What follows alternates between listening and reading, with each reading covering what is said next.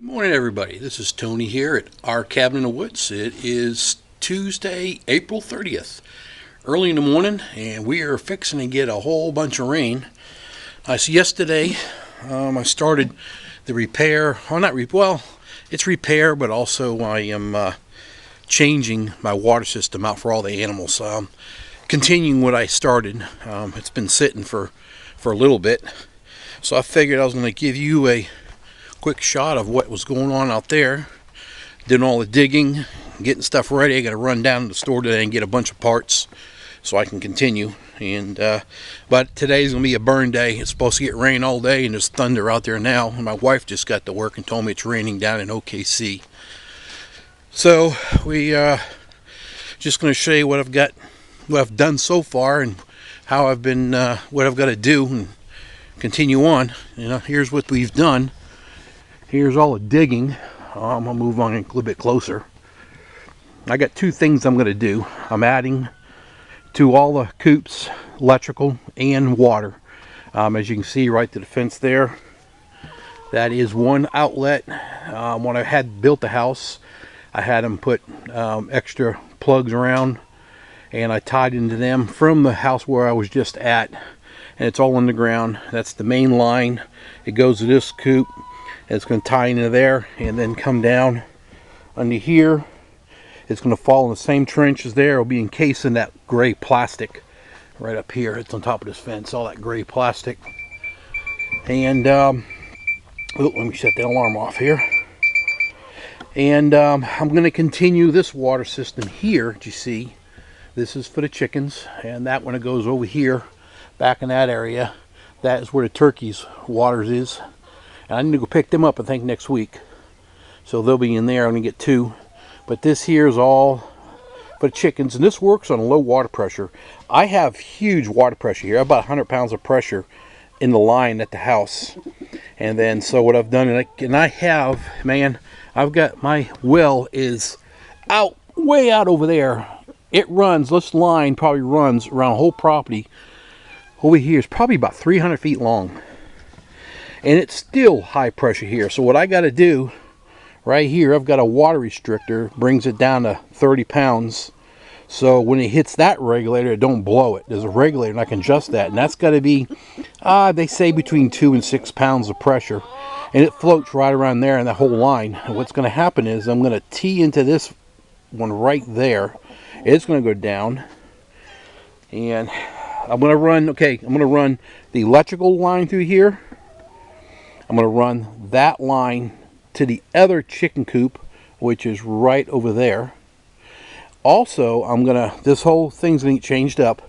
I'm going to run another water line that's going to go all the way down. So I'll have two black lines and a gray line. And that's going to go all the way out here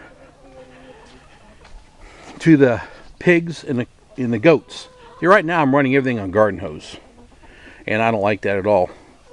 So I'm going to have another water line, like I said. From that right there, it's going to come underground. It's going to come right on up. It's going to have the same drip system that's in there.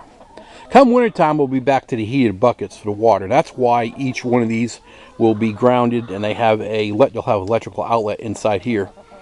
So that's what that little ditch thing is for, is where the electrical is going to go. And then the electrical will also continue around this way, all the way around through. Keep on going here, don't want to trip. Electrical will go across here, and then there's the water lines already just laying there right now, but it's going to have the water line to be on the ground. I'll run electric over here and up this wall and inside and put a light in there, so I can have a heat light when we get cold. We don't get that cold, but it does get down to 0 once in a blue moon, and I like to have these goats. I got to expand this out too, make it bigger for them. But so they'll have electrical there. Now there's RK, he's going. There's my pigs. But also, water line will tee. This line here, I'm going to put a T in it. This line right here will have a T in it right there, and it'll go over here. And it'll stick through the fence. And I got a water nippler for the pigs.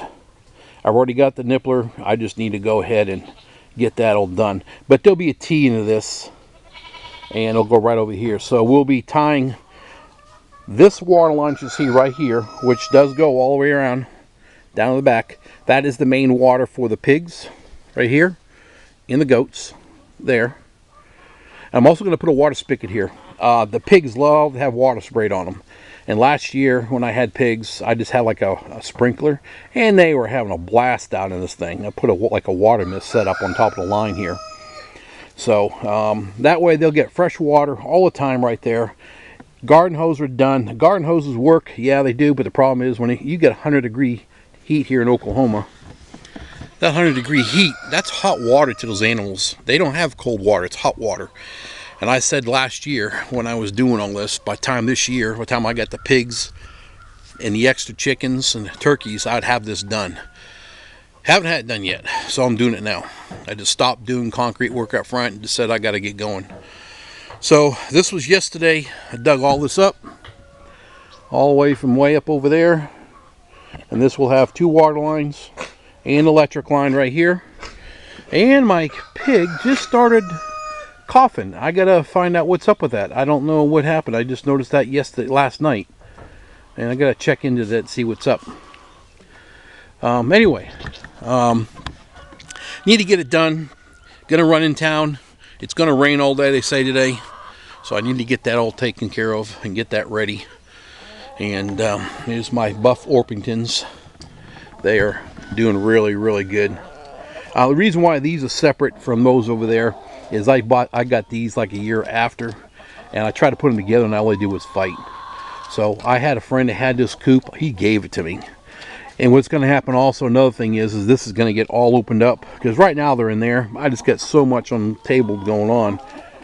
I'm going to open this up. It's going to go back in here. It's going to be all open so they work. Problem I have not letting them run around free range is this cat.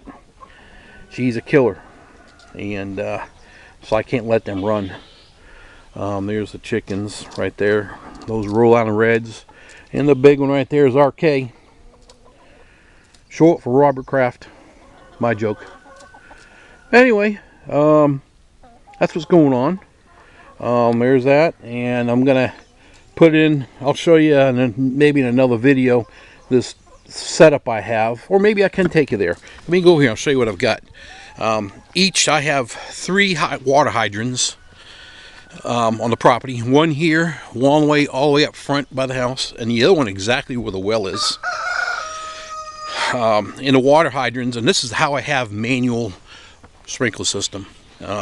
Each one of my hydrants, I have this set up for water and for sprinkling everything. Here's where the meat birds will be going in here in a couple of weeks, right there. Anyway, I just have to run around with the manual, but the pressure's so good and I have so much water coming out, it sprinkles the lawn in 15 minutes. It's done. I just turn the valve and it goes to the next one. Here's my garden. Kind of slow down on that a little bit, trying to get the babies, the seedlings, used to the weather. These were okay. But here's that setup I told you about. Right here. Here's my water hydrant. Valves. That's a sprinkler, and then I got a water hose set up right here. Whenever I want to turn on a section of water, I will turn off that. You can see it's up and down. I'll turn one of these knobs, turn that on, and I'll shoot sprinkler out to wherever we're going to go. Well, I'm going to make the same setup here. And I've got the same setup way down over here against the corner of the house for that side of the house. And I'll do the same thing out there. So that's what I got to do. I've got to run to the store and get that. And get that all done. And it's kind of about it. After I get all these other projects, right in this vacant area right here, I got to build a RV awning to protect our RV from these storms that we get. That's where usually the RV sits back there. But I got to build that awning and get that done. So I'm kind of just moved it here and leave it alone. I got to finish doing this concrete down here. All right, well, I do need going. Once again, this is Tony here at our cabin in the woods. I appreciate it. If you like it, thumbs up, please, if you would. It helped me out a bunch. And subscribe and click on the bell, too. All right, you all have a great day, and thanks again.